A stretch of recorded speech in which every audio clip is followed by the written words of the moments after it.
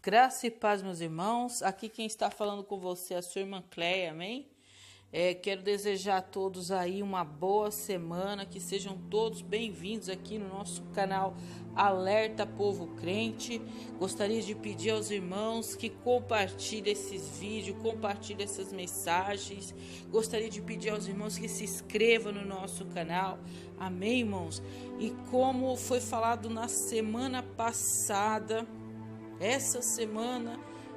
na semana passada eu adiantei o tema dessa semana, que seria a respeito da apostasia.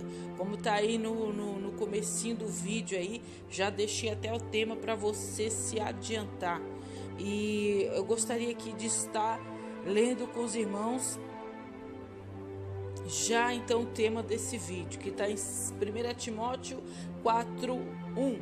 Mas o Espírito expressamente afirma que nos últimos dias alguns apostatarão da fé e darão ouvido a espíritos enganadores e a doutrinas de demônio. Glórias a Deus.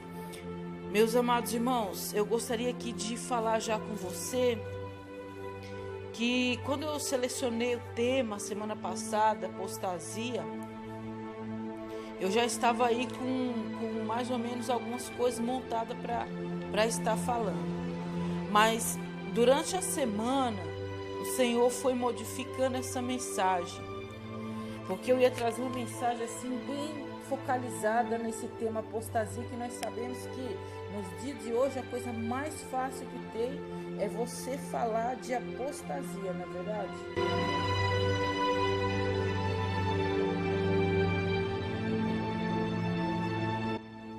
Mas, irmãos, o Senhor, Ele me trouxe uma palavra diferente daquilo que eu ia trazer. Porque quando eu me aprofundava nesse tema tão triste que é a apostasia, em vez de eu ficar me sentindo edificada, como eu me sinto quando eu trago um tema edificante, eu estava começando a me sentir triste, e Deus estava falando comigo a respeito de trazer também, junto com a mensagem da apostasia, trazer também uma mensagem de edificação para a sua vida. Porque Deus, Ele nunca nos coloca num quarto escuro, fechado e sem porta de saída. É da vontade do Senhor que nós abramos nossos olhos, que nós esteja em alerta, que nós esteja em vigilância, que nós esteja consciente. Mas é da vontade do Senhor também que nós saiba qual é a porta de escape para a igreja do Senhor neste momento tão difícil e ao mesmo tempo de expectativa para coisas tão boas. É momento de nós estarmos sim ciente do que está acontecendo, mas também estarmos alegres e estar sempre preparado, buscando a presença do Senhor, amém? Mas, meus irmãos, como o tema é apostasia, nós vamos começar falando aquele que para mim é o exemplo número 1 da apostasia, né? No livro de Samuel, nós vamos aqui falar um pouco a respeito da vida do rei Saul. Porque a apostasia, ela sugere alguém que já foi e não é mais, que tinha e perdeu. Então aqui nós vamos ver no capítulo de número 15 do livro de Samuel, aonde que o profeta Samuel está se dirigindo ao rei Saul. E está falando aqui ao rei Saul aquilo que Deus requer dele. Passa para ele uma ordem.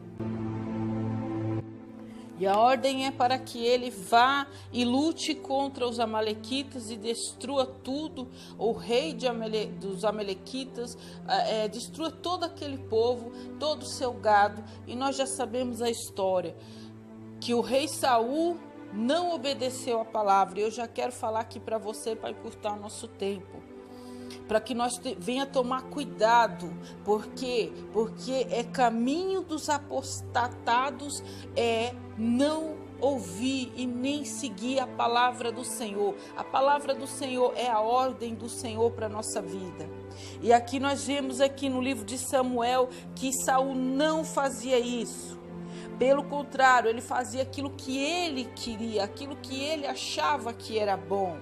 Segunda coisa que eu já vou falando para você, você pode observar no capítulo 15, versículo 13, quando Saul se depara com Samuel, as suas palavras são: bendito sejas tu do Senhor, cumpri a palavra do Senhor. Outra coisa que eu quero falar para você, Saul não tinha cumprido a palavra do Senhor, sabia disso, porém queria persuadir Samuel como se Deus e o profeta do Senhor fossem capazes de ser enganados. Eu não fiz, mas eu vou dizer que fiz. E eu quero já dizer para você que Deus não se deixa escarnecer. Amém, irmãos? Alguém que conhece a Deus e vem tratando Deus como criança, que como Saul está fazendo, querendo enganar o profeta de Deus. Quem tenta enganar o profeta de Deus, tenta enganar o próprio Deus. Quem tenta enganar Deus não sabe quem é Deus, ou se apostatou dele. E aqui nós vemos que o profeta Samuel não aceita a justificativa do rei Saul, que vem justificando a sua desobediência. Irmão, já falo outra coisa para você: não existe justificativa para a desobediência. Como eu já falei nos outros vídeos, nós somos falhos sim, fracos sim, pecadores sim, mas não temos que nos conformar com a nossa carne pecaminosa e nem com esse mundo. A própria palavra de Deus nos orienta dessa maneira. Porém, existe aqueles que já se conformaram tanto com a sua vida de pecado quanto com o mundo, e agora eles querem fazer com que Deus e a sua santidade se conformem no pecado também. Porém, como eu já falei, Deus não se deixa escarnecer. A justificativa de Saul não são aceitas. Samuel responde aqui, 15, 22.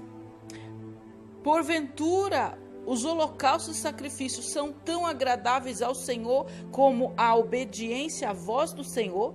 Vê, a obediência é melhor que o sacrifício, e o atender é melhor do que a gordura dos carneiros, porque a desobediência é como o pecado de feitiçaria, e a rebelião é como o pecado de idolatria. Por teres rejeitado a palavra, presta atenção, a palavra do Senhor, ele também te rejeitou para que não sejas mais rei. Irmão, vou falar uma coisa aqui para você: por mais que a desobediência da palavra possa parecer que vai render lucro para você, guarde essas palavras de Samuel, porque aqui ele diz que para o Senhor o obedecer é muito mais importante do que apresentar a ele sacrifícios.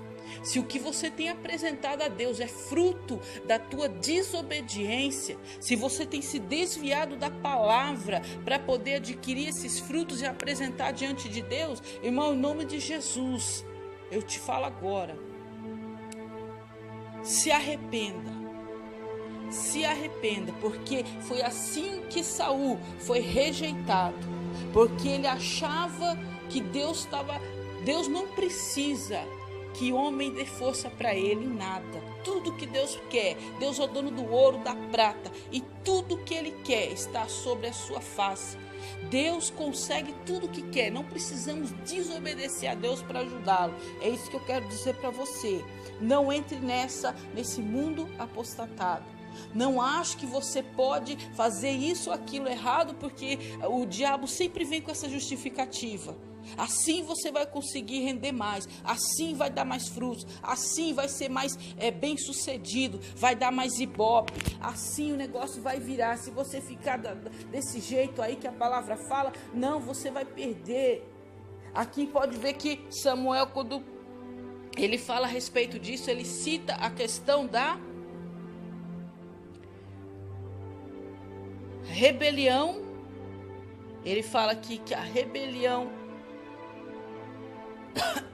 é como o pecado de idolatria, e a desobediência é como a feitiçaria. Rebelião aqui, sabe por quê? Porque quando eu decido que a palavra de Deus não sabe exatamente o que está falando, eu estou me rebelando contra a palavra e contra o próprio Deus. Então hoje, sim, nós estamos vivendo um tempo de muitos Saús, pessoas que têm poupado os reis Ameleque, têm poupado as suas ovelhas, têm poupado os seus gados com a desculpa de que isso é para engrandecer o nome do Senhor. Porém, Deus não se deixa escarnecer e Ele conhece o coração de cada um. Essas pessoas têm sido se apostatado do Senhor, têm seguido os seus próprios caminhos. O Senhor Jesus diz: aquele que é limpo, se limpe mais. Aquele que é sujo, suje-se mais. E essa palavra se aplica aos nossos dias. Mas eu quero falar aqui para você sobre uma coisa. Eu quero aqui mesmo no livro de Samuel, nesse mesmo livro, nessa mesma história, no início do livro de Samuel, capítulo de número 1, versículos de número 1 também. Aliás, no versículo de número 5, fala assim: mas a Ana dava porções dupla porque ele a amava. Mas eu quero chamar sua atenção aqui na segunda parte desse versículo, que diz que o Senhor tinha tornado a Ana estéril. Então eu quero dizer para você uma coisa, presta atenção aqui. Por que eu estou trazendo Ana, a história de Ana, se eu estou falando de apostasia? Porque Ana estava vivendo em tempo, aonde nós vimos aqui no capítulo 2, no versículo de número 12, onde diz que os filhos de Eli, Ofni e Finéias eram ímpios e não conheciam ao Senhor. Então Ana foi uma mulher que viveu em um tempo aonde a casa do Senhor, o tabernáculo do Senhor, aonde eles tinham que se dirigir para sacrificar e orar ao Senhor, estava sendo dirigido por pessoas apostatadas e afastadas da vontade de Deus. E essa é a mensagem da porta de escape que eu falei para você, que Deus trouxe para a minha vida. Porque quando eu vejo a figura de Ana, glórias a Deus, me chama a atenção.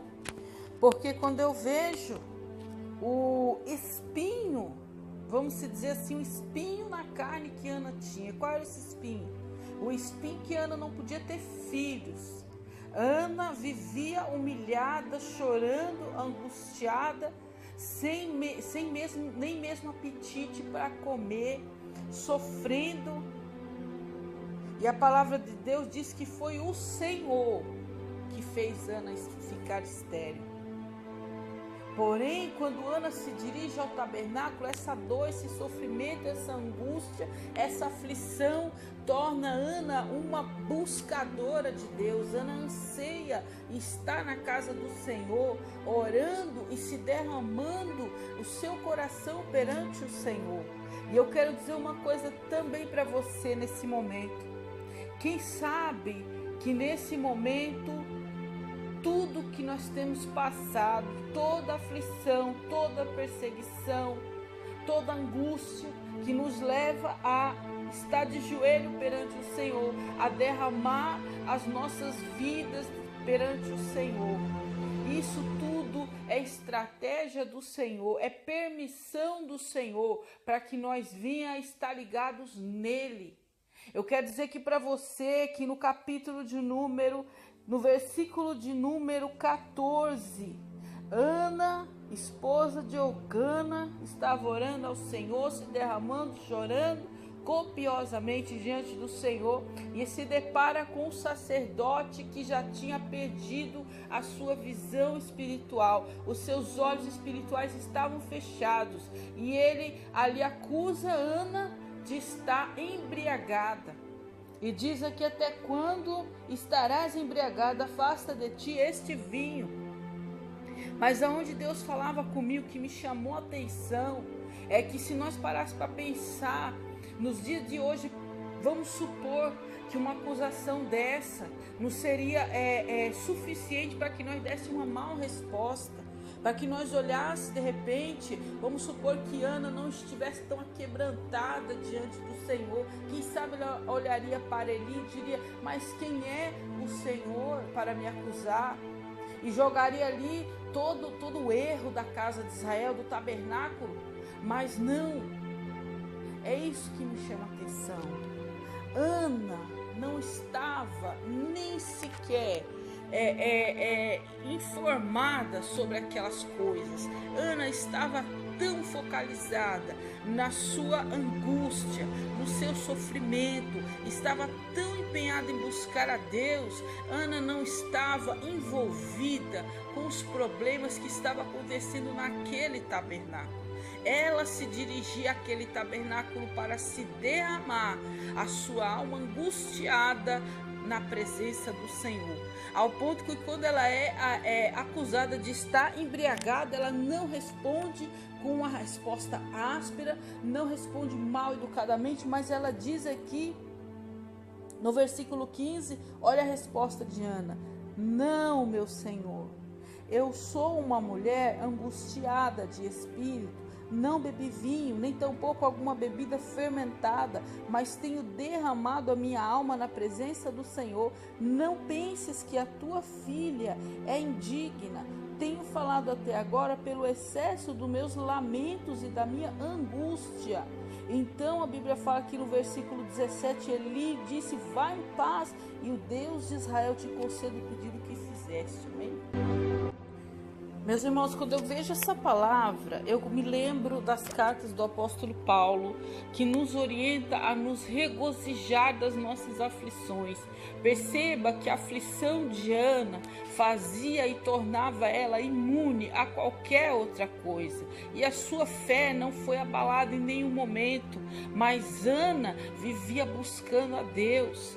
É nesse momento, irmãos, que nós temos que focalizar nisso. Estamos vivendo um momento que muitos estão focalizando tanto na corrupção do tabernáculo, estão se envolvendo tanto com essas coisas que Deus que tem que resolver. Veja que na passagem de Ana, Deus providenciou o profeta Samuel, filho de Ana, para estar substituindo aqueles que estavam usando de engano dentro da casa do Senhor. E assim Deus vai fazer nos nossos dias.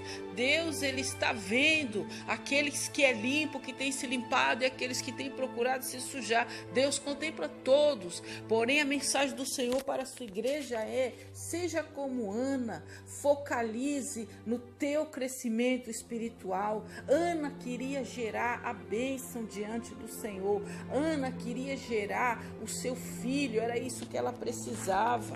E hoje nós temos que focalizar em gerar nossa bênção diante de Deus, em gerar o fruto do Espírito Santo dentro de nós. Eu quero chamar a sua atenção para isso. Em nenhum momento você vê Ana se exaltar ou faltar com respeito no tabernáculo ou até mesmo o sacerdote, embora que um homem já afastado da vontade de Deus. Porém, Ana se manteve respeitosamente e humildemente. E no capítulo 2, nós vemos aqui o cântico que Ana entoou ao Senhor. Uma palavra de autoridade, porque alcançou a vontade de Deus, e essa é a vontade de Deus para a sua igreja nesse momento. Nós temos que estar alerta, como eu já falei, em todas as coisas, mas temos que focalizar nesse momento em buscar a presença do Senhor, em buscar a estarmos sempre. Na semana passada eu falei sobre a necessidade de nós ser cheios do Espírito Santo. E eu não deu tempo de falar no vídeo sobre os frutos. Nós temos que buscar esses frutos. Ana buscava dar um fruto na vida dela. E esse fruto que ela buscava agradava a Deus. E nós temos que buscar dar o nosso fruto diante do Senhor. São os frutos do Espírito Santo. Amém, irmãos? E eu quero dizer aqui para você uma coisa que uma vez eu ouvi pregar a respeito de Saul e Davi. Saul foi rejeitado, Davi agradou ao Senhor. Preste atenção.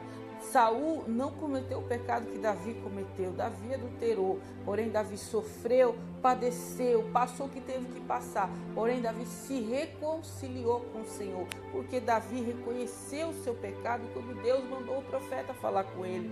Já Saul, ao contrário, quando Deus mandava o profeta falar, ele queria tapear, ele queria justificar. E outra, Saul não amava a Deus sobre todas as coisas, como é o primeiro mandamento de Deus. Não, ele amava suas cadeiras, sua posição, seus lugares. Por isso, Deus para ele não importava, ele não estava preocupado se Deus estava contente ou descontente. E Deus hoje procura a nós, que nós venha amar a Ele sobre todas as coisas. E fazendo assim, vamos fazer a vontade do Senhor. Amém?